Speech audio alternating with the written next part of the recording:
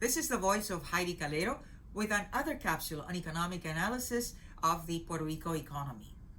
Don't forget, those of you who want to receive further notifications on economic analysis of our fascinating economy, to subscribe to the voice of Heidi Calero in YouTube.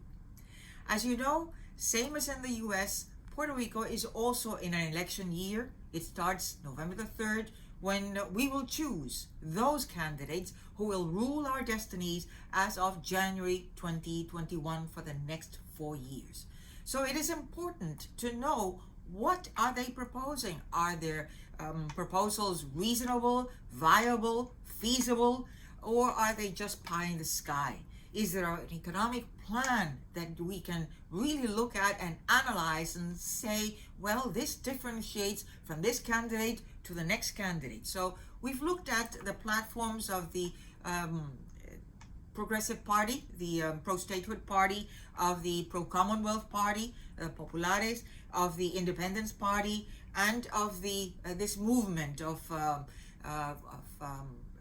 Movimiento Solidario, to see if there is a common thread. And this first reality check, it's a proposal regarding small and medium enterprises that all of them say, well, we need to help them because after all, these companies or these enterprises generate lots of jobs, and we need jobs in Puerto Rico. And that's all fine and dandy, but they need financial assistance. They need financing.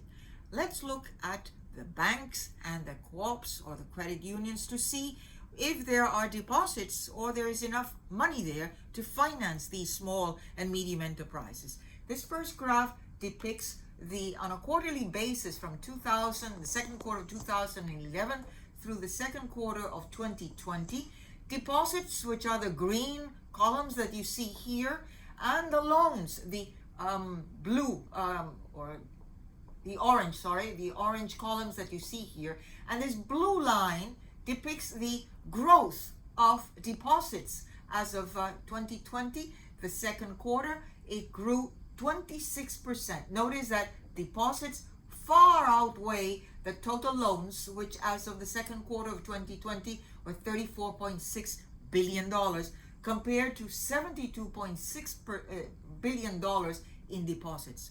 You know, a bank makes money if it moves the money that receives from people, from its clients. So people are just depositing in the banking system, but the banking system, it seems to find it difficult to get those loans to those enterprises that it deems to be financially viable. Because after all, if you lend to somebody, you expect to get repaid, not just to get back either the property that you are financing or the car loan or the asset that you are financing. So there is a big gap between deposits and loans.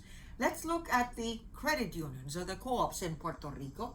Again, from second quarter of 2011 through second quarter of 2020, shares and deposits are the blue bars that you see here in this graph, and the loans are the purple that you see here in this graph.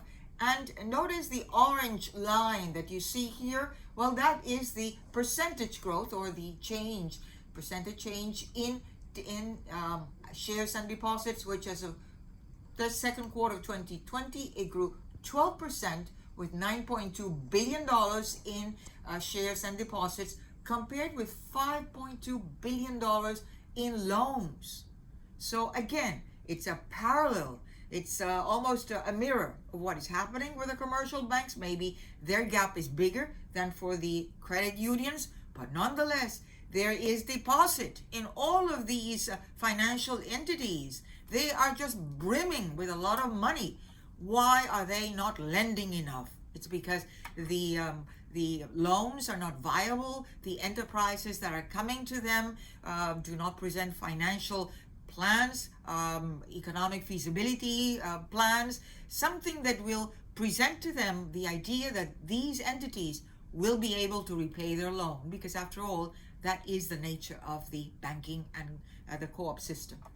And the third source of assistance for these small and medium enterprises coming from public sector. Well, let's look at the operational revenues of the general fund. Again, from the second quarter of 2011 through the second quarter of 2020, the net revenues are the blue columns that you see here, and the magenta line is the percentage change. So as of the second quarter of 2020, it had $2 billion.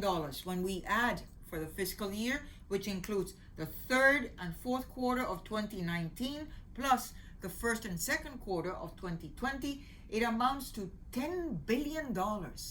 Out of these revenues, the government has to pay essential services. It has to pay the pay-as-you-go pensions of the retirement systems, which are all bankrupt, so now it's pay-as-you-go, as well as in its day, it has to pay the public debt service. Well, news for you, we are not paying yet that public debt, which until a few years ago, it was like $70 billion. COFINA has been started to pay, but it's still the big amounts have not been renegotiated and are not being paid. So do you think that there are here resources enough to recapitalize the Economic Development Bank to provide assistance to these small and medium enterprises?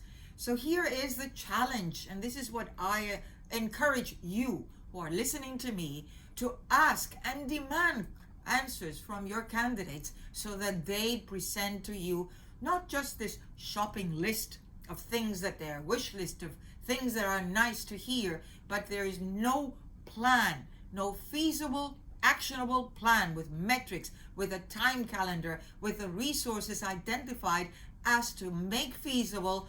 How are you going to assist these small and medium enterprises, which after all, you're saying, you government are saying, they bear the brunt of all the generation of jobs in Puerto Rico. That's a tall order, especially when these small and medium enterprises are not getting the financing. Why? It's not a question of that there isn't money. There is. Banks and co-ops are brimming. Maybe not the government, but the others are. So the question is, are these small and medium enterprises feasible? Are they presenting an economic plan? Are they presenting a feasibility study? Do they have forecast? After all, banks want to be paid. Well, maybe that's where the assistance comes in, to make it viable so that these small and medium enterprises can really access the money that is there, just laughing at our faces. Until the next capsule, see you. Stay safe. Thank you.